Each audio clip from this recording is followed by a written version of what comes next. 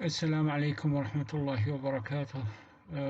This is the first lecture in the course of medical virology for the second session for third class student at the College of Medicine, Diyala University. And of course, you know that this course of virology include only the RNA viruses. Poliomyelitis is a very important disease, worldwide disease, ومعروف باسم شلل الأطفال. So picornaviruses are very large virus family, but only of the smallest in terms of virion size and complexity. هذه العائلة البيكورنافيريدي هي من العوائل اللي تضم كثير من الفيروسات المهمة من الناحية الصحية للإنسان، ولكنها من ناحية الصغر يعني حجم الفيروسات هي من الفيروسات الصغيرة جدا والبسيطة التكوين. It includes two major groups of human pathogen, enteroviruses and rhinoviruses. ومبدئيا تقسم إلى نوعين من الفيروسات، الانتيروفيروسز اللي هي من اسمها تنتقل عن طريق الأوروفيكال طريق الماوث، والراينوفيروسز اللي هي تنتقل عن طريق الريسبيريشن أو الريسبيراتوري روت. The virion of both groups consists of a capsid of 60 subunits. وبالحالتين الكابسيد مال هذه الفيروسات مكون من 60 subunit نسميها الكابسومير. Each of 4 protein، كل وحدة مكونة من 4 بروتينات هي ال VP1 إلى ال VP4 arranged in icosahedral symmetry ومرتبة بشكل إيكوزوهيدرال. مر عليكم تعريف الإيكوزوهيدرال symmetry around the single-stranded RNA positive sense. الجينوم مال هذه الفيروسات هو عبارة عن single-stranded positive sense genome. Enteroviruses are stable at acid pH 3 to 5 for 1 to 2 hours. ليش الانتيروفيروسز إلها أو عندها stability against الأسيدك pH؟ لأنه هذه الفيروسات احنا اتفقنا هسه قبل شوية إنه هاي تنتقل عن طريق الفم، الفيكو أورال روت، فمعناتها لازم توصل للسمول انتستين. من توصل للسمول انتستين معناتها تمر بالمعدة، لازم تمر بالمعدة. بالمعدة اكو شيء يسموه الجاستريك بارير. الجاستريك بارير هو نتيجة وجود الهيدروكلوريك اسيد اللي يخلي محيط المعدة البي اتش مالته من 1 إلى 3. فهذه الفيروسات تمتلك خاصية الاستابيليتي بهالوسط حتى تعبر الجاستريك بارير إلى السمول انتستين اللي هو مكان السايت اوف انفكشن مالتها. The important properties of picornaviruses أولا the virion or viral particles icosahedral capsid contains 60 subunits. The genome or genetic material single-stranded RNA renal positive sense. A protein, 4 major protein, surface proteins VP1 and VP3 are antibody binding sites, while the VP4 is associated with viral RNA. Enveloped, they are non-enveloped. These viruses are non-enveloped. ليش non-enveloped؟ لأنه لو كانت enveloped، الانفلوب هو عبارة عن فوسفوليبيد، فأثناء مرورها في جو المعدة الحامضي يذوب الفوسفوليبيد، يذوب الانفلوب مالته، وبالتالي يسوي inactivation للفيروس. فعليه لازم تكون non enveloped حتى تعبر من الجاستريك بارير. replication بالسيتوبلازم حالها حال كل الفيروسات لأنه all RNA viruses are replicate in the cytoplasm of the infected cell except two families اللي هم الريتروفيريدي الريتروفيريدي والأورثوميكزوفيريدي. ذول التو فاميليز رغم انهم RNA viruses ولكن تتناسخ بالنواة. The outstanding characteristic يعني أهم الصفات المميزة لهذه العائلة هي causing various illness range from poliomyelitis to aseptic meningitis to common cold. بما أنه هذه العائلة تحوي العديد من الفيروسات فأيضا تسوي wide range of infection يمتد من شلل الأطفال إلى الأسبتيك مننجايتس التهاب الدماغ اللي نسميه أسبتيك. من نقول أسبتيك معناتها نون بكتيريال، أسبتيك يعني نون بكتيريال، وموستلي تعني viral infection. تو common cold. الكومن كولد هي كلكم تعرفوها، هي الزكام أو بالعامية احنا نسميها النشلة. بعض فيروسات هذه العائلة تسبب common cold أو النشلة العادية.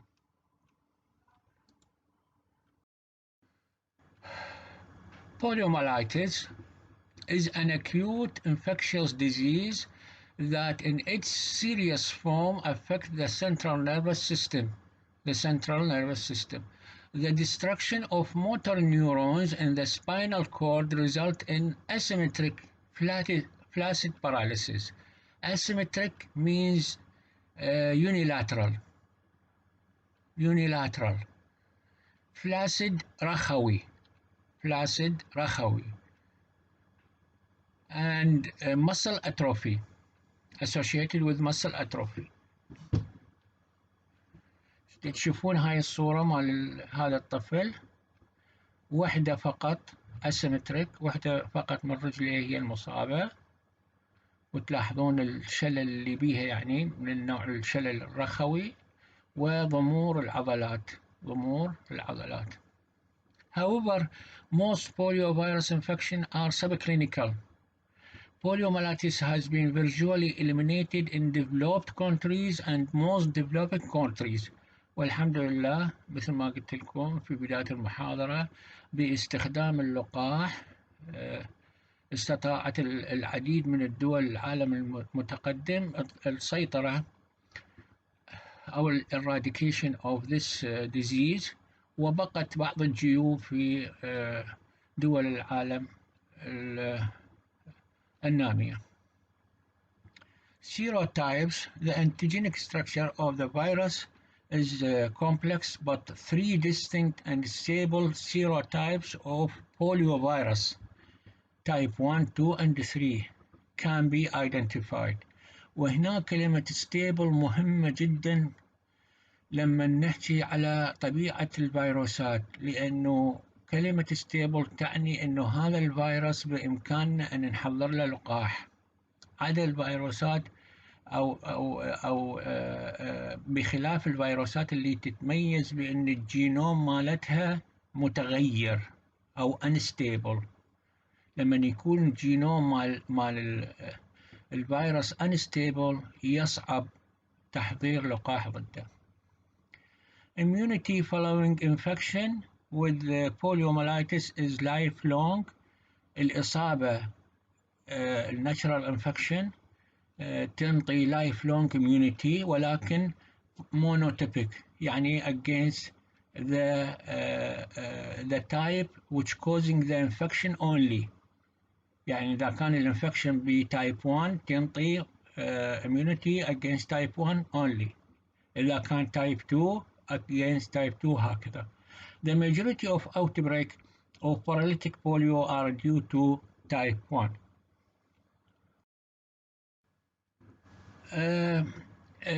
This picture showing the بوليوميلايتس فاكسين، وأعتقد الكل شايفيه. هذه هي القطرات الوردية التي توضع في فم الطفل، وعادة ما تقوم الجهات الصحية بإجراء حملات للتطعيم from house to house. وهذه الصورة الثانية هي على ما يبدو لأحد الفراعنة المصريين، ويبدو من الصورة أنه كان مصاب بشلل الأطفال. تلاحظون واحدة من رجليه ضعيفة وأقصر. هذه الصورة تدلل على أنه هذا المرض معروف منذ قديم الزمان. Pathogenesis and pathology. The mouth is the portal of entry. The mouth is the portal of entry. معناته الفيروس يدخل عن طريق الفم. And the primary replication of the virus occur in the oropharynx. والمرحلة الأولى من تكاثر الفيروس تحدث في الأوروفارynx والepithelial cells of the intestine, of the small intestine. The virus is regularly present in the throat and stool before the onset of illness. ولذلك لما نريد نسوي detection للفيروس before the appearance of the clinical signs نقدر ناخذ throat swab، نسوي throat swab أو ناخذ stool specimens ونسوي detection للفيروس through the detection of antigen or by using the PCR. The virus continues to be excreted through the stool for several weeks after the onset, even in the presence of high titer of antibody in the blood.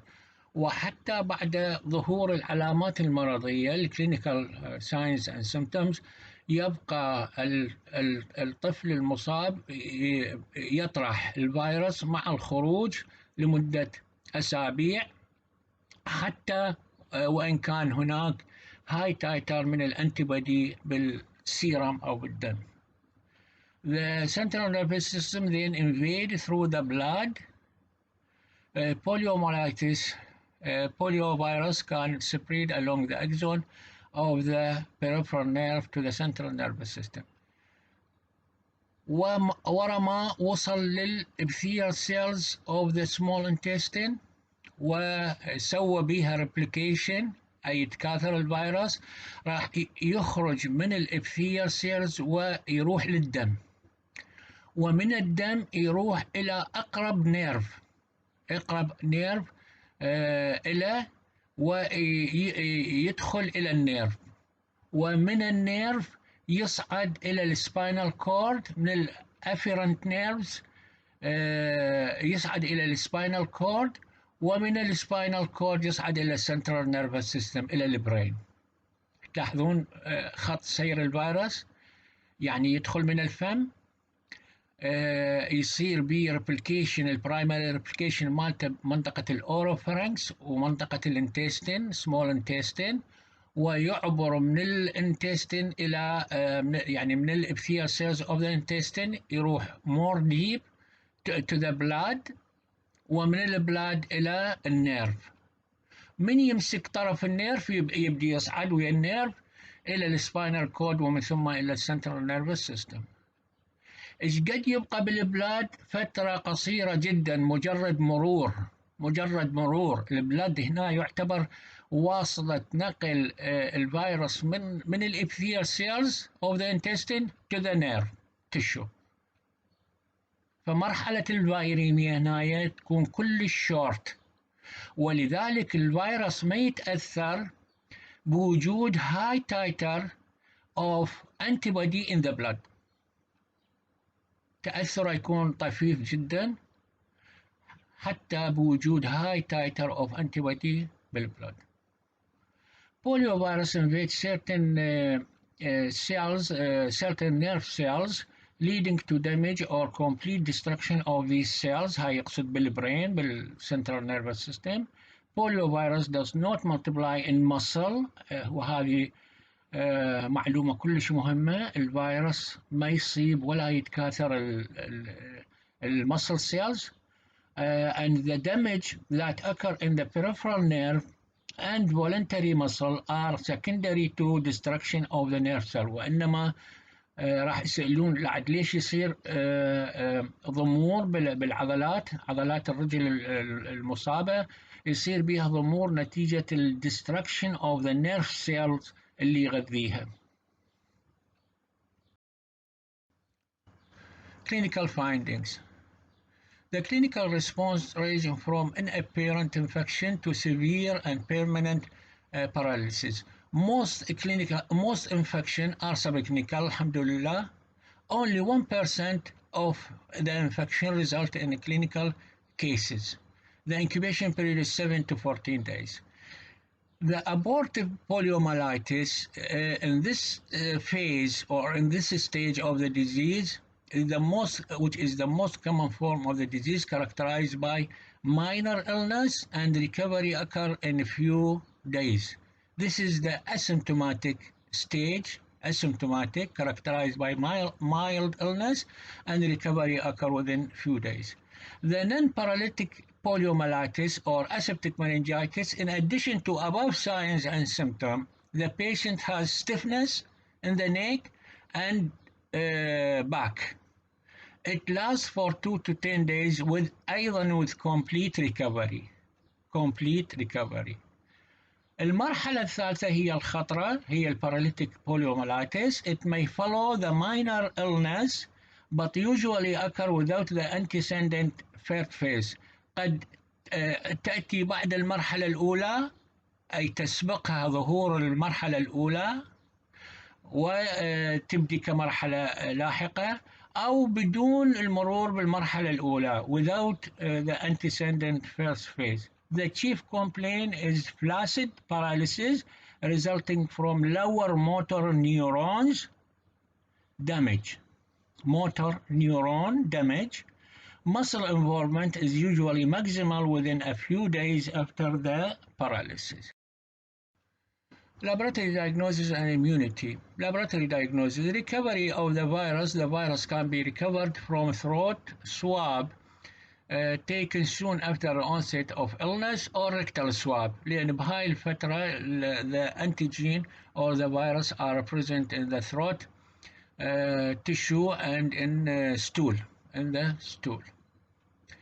No permanent carrier is known. وبمعنى انه هذا الديزيز هو من نوع الاكيوت. الطفل ما يصبح chronically infected وبالتالي there is no permanent carrier. الكارير مقصود به لما يكون الطفل او يتحول الطفل الى كرونيك قادر على انه يطرح الفيروس داخل المجتمع بدون الاعراض المرضيه، بدون ظهور اعراض مرضيه عليه. Specimens should be kept frozen during transport to laboratory. وطبعا من خلال السيرولوجيكال تيست نقدر نسوي ديتكشن للانتي بودي against the virus. ممكن نسوي ديتكشن لل IgM which indicate recent infection, while the IgG indicate past infection or immunization. هذه مهمة. The presence of a specific IgM يعني anti-polio IgM indicate recent infection, while the presence of IgG, specific IgG, indicate past infection and or vaccination. والpast infection ليس بالضرورة clinical infection. حتى subclinical infection تولد IgG عند الطفل اللي كان مصاب. Immunity. Passive immunity is transferred from mother to offspring, which are gradually disappearing during the first 6 months.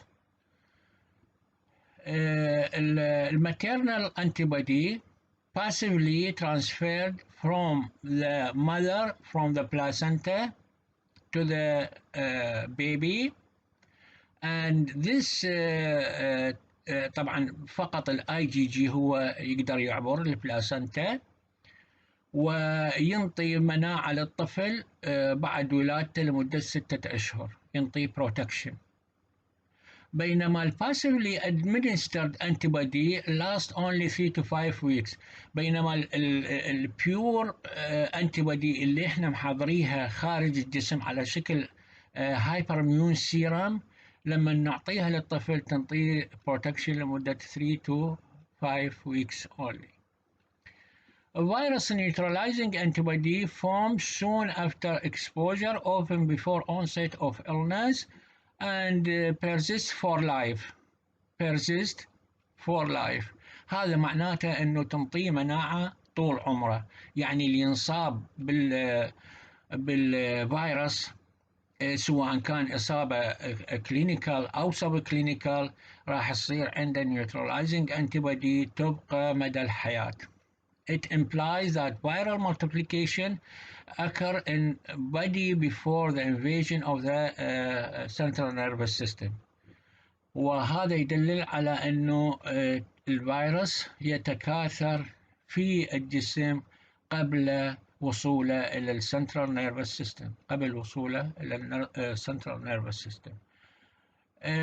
أرجع أعلق شوية على النيوتراليزنج أنتيبودي وأقول إنه الستابيليتي أوف ذا فيروس تلعب دور هناية.